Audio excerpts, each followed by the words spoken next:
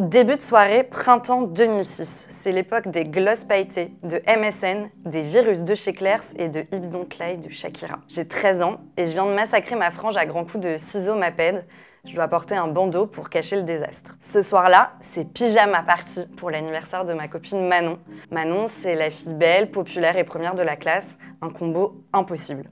On est une quinzaine d'ados à dormir dans les combles, en mode dortoir, mais avant les ragots dans les sacs de couchage, c'est séance ciné. Au 3e étage de son énorme maison près de la forêt, le père de Manon installe le projecteur. Sa mère accroche un drap blanc contre le mur pour faire écran. Le film s'appelle Amityville, il vient de sortir en DVD. Mais moi je suis une vraie peureuse, du genre à avoir eu des insomnies après Mars Attack de Tim Burton quand j'avais 8 ans. Manon insère le DVD et je me blottis près de Juliette, ma meilleure amie. Le menu s'affiche. Des photos sépia défilent, floues, sur une musique hyper anxiogène, une maison avec 2 fenêtres qui ressemblent à des yeux. Il tourne en boucle pendant de longues minutes et c'est une vraie torture. Manon appuie sur play et les mots inspirés d'une histoire vraie s'affichent. Je lance un regard à Juliette et ça suffit, on décide de zapper le film et d'aller se coucher avant qu'il ne commence. Étendus sur nos matelas, on entend les hurlements des plus courageuses. 1h30 plus tard, elles nous racontent tout dans les moindres détails. En résumé, selon leur pitch de l'époque, un couple emménage dans une baraque pas chère, mais un gars y a tué toute sa famille l'année d'avant. Le mari, qui est ultra beau gosse et méga musclé, et d'ailleurs il y a une scène de cul, commence à péter un plomb et tente de buter tout le monde. L'acteur s'appelle genre Ryan Reynolds. Alors que mes potes écrasent de fatigue,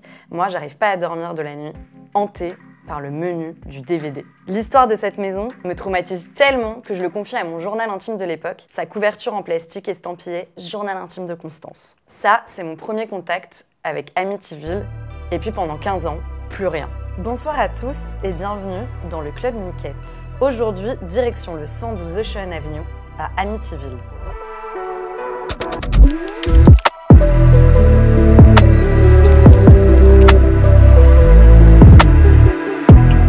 Amityville revient dans ma vie en 2022. Pour le média Vice, j'enquête sur la vente immobilière des lieux où se sont passées des scènes de crime. À Nantes, le 55 boulevard Schumann peine à trouver des acheteurs. C'est ici que Xavier Dupont de Ligonnès a abattu toute sa famille en 2011 avant de disparaître. Depuis mon ordi, je fais défiler les classements les plus glauques des maisons ayant abrité des assassinats. Jusqu'à tomber sur cette adresse, 112 Ocean Avenue, Amityville, État de New York, la maison du menu du DVD. Petit détour par Google Street View, je tape le numéro et le nom de la rue, et puis rien.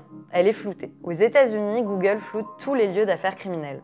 Le but, éviter d'attirer les touristes morbides. Pourquoi cette maison, un brin flippante en apparence, est-elle devenue le lieu le plus hanté d'Amérique? Que s'est-il vraiment passé au 112 Ocean Avenue à Amityville? Pour en savoir plus, je réussis à mettre la main sur la Bible, le livre de Jay Hansen, Amityville, la maison du diable, une histoire vraie. Publié en 1977 aux États-Unis, puis 2 ans plus tard, en 1979, en France. C'est ce best-seller qui a fondé le mythe. C'est ce livre qui inspira les 11 films d'horreur de la franchise Amityville et 13 autres films indépendants. 24 productions au total sur la même baraque.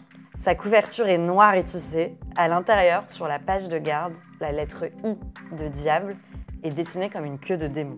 Jay Hansen, auteur et scénariste américain, affirme avoir écrit ce livre en écoutant 35 heures de cassettes audio. 35 heures de voix de George et Kathleen Lutz. Le couple raconte leur emménagement le 18 décembre 1975 dans leur nouvelle maison au 112 Ocean Avenue avec leurs 3 enfants. Cette maison, ils l'avaient repérée dans une annonce immobilière.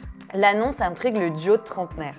Le prix est bien en dessous du marché. Ils décident malgré tout de prendre rendez-vous avec l'agence pour une visite. Comment expliquer un prix aussi bas, se demande George Lutz. Tout simplement parce que la maison a été le théâtre de plusieurs meurtres 1 an plus tôt. Sur le mugshot de son arrestation daté du 14 novembre 1974, Ronald Defoe Jr., 23 ans, affiche une barbe et des cheveux longs, une chemise foncée et un regard perdu. La veille, la police découvre les corps de ses parents et de ses 4 frères et sœurs, tous abattus à coups de fusil dans leur domicile du 112 Ocean Avenue à Amityville.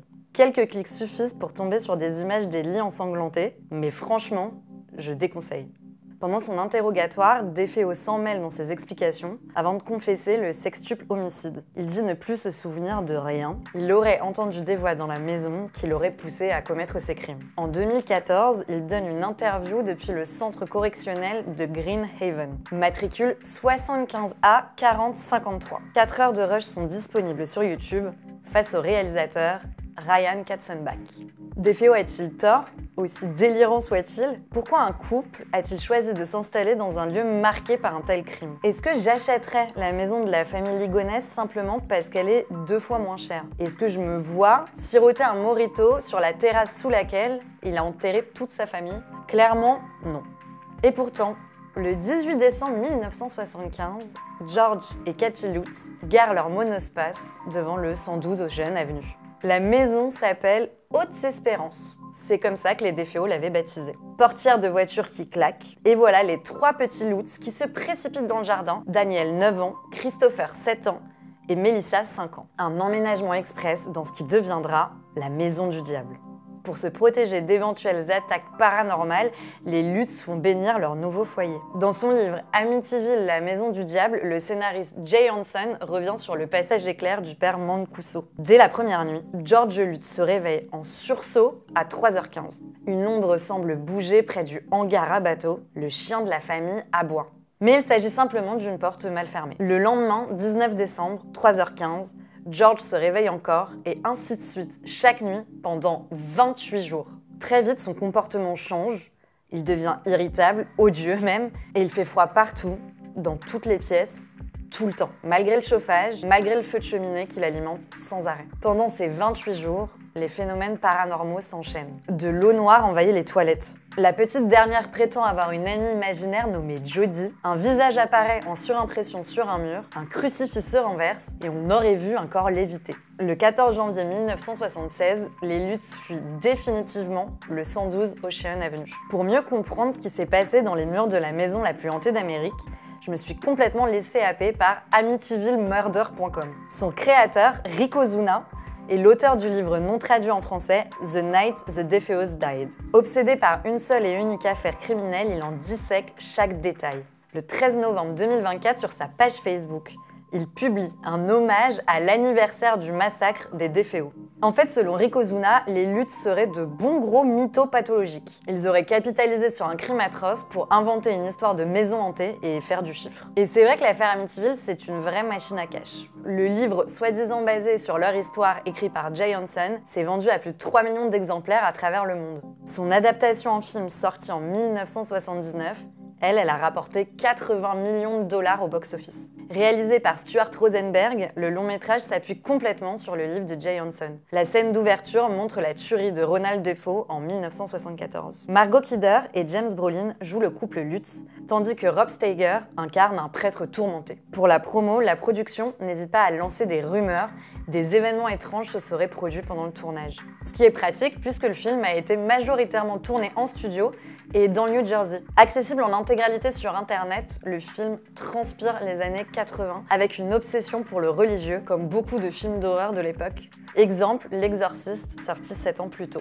Dans Amityville, on retrouve un prêtre en conflit avec ses supérieurs, des crucifix à l'envers et la tante du couple, une bonne sœur, qui s'évanouit en entrant dans la maison avant de s'échapper en voiture avec une scène de vomi si mal doublée en VF qu'elle m'a fait hurler de rire. Pour l'époque, le film reçoit un bon accueil critique. La tuerie des DeFeo et le prétendu canular des Lutz inspirent 11 productions, dont Amityville 3D en 1983, un nanar monumental qui a révélé une certaine Meg Ryan. Conseil, allez jeter un œil à l'affiche où une main verte à 3 doigts surgit de la fameuse maison. C'est ultra cheap. Après cet échec, les films Amityville disparaissent des salles de cinéma pour se cantonner à la VHS jusqu'en 2005. Le remake d'Andrew Douglas qui a hanté ma pyjama party de 2006, chocotte garantie. Numéro 1 au box-office le week-end de sa sortie, il rapporte 108 millions de dollars pour un budget de 19 millions. Jackpot. Je me suis procuré le DVD à la bibliothèque de Radio France et comme j'ai plus de lecteur CD, j'ai regardé le film sur mon ordinateur de bureau en plein jour. Pas idéal pour se filer les miquettes. Mes notes en vrac. En vrai, j'ai flippé. La preuve, les photos prises à mon insu par mon collègue Valentin. Ceci étant dit, Ryan Reynolds passe beaucoup de temps à montrer ses abdos huilés par la peur. Bon, ça veut rien dire, mais j'aime beaucoup cette expression. En fait, ce remake, c'est une version beaucoup plus sexy que celle de 79. Même la babysitter qui vient garder les enfants Lutz est ultra hot en soutif jean taille basse. Alors que dans le premier volet, elle avait un énorme appareil dentaire. Le film de 2005, c'est un objet fabriqué sur mesure pour les ados accros à MTV. En 2023, la maison utilisée pour le film de 1979 dans le New Jersey a été vendue pour 1,5 million de dollars. Quant à l'original du 112 Ocean Avenue, elle est aujourd'hui à vendre pour 750 000 $. L'adresse a été officiellement modifiée, le 112 est devenu 108, pour dissuader les fans, mais des curieux s'agglutinent régulièrement devant. L'affaire Amityville, c'est avant tout un sordide fait divers transformé en business florissant. Entre la famille Lutz, un auteur et des producteurs, tous continuent de capitaliser sur ce drame. Amityville, c'est la démonstration de notre fascination pour les frontières entre faits divers, imaginaire collectif et fiction. À elle toute seule, cette maison prétendument hantée a marqué la pop culture et a codifié tout un genre cinématographique.